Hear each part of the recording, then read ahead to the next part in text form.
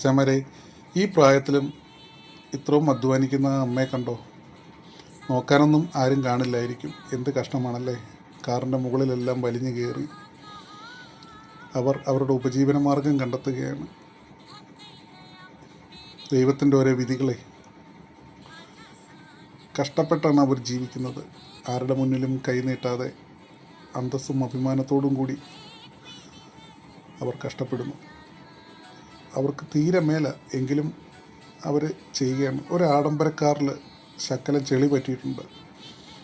അദ്ദേഹം ആ അമ്മയുടെ അടുക്കയിലേക്കാണ് ചെല്ലുന്നത്. അദ്ദേഹം ആ അമ്മയോട് ആ ചെളി ഒന്ന് കഴുകിക്കളയാൻ പറയുന്നു.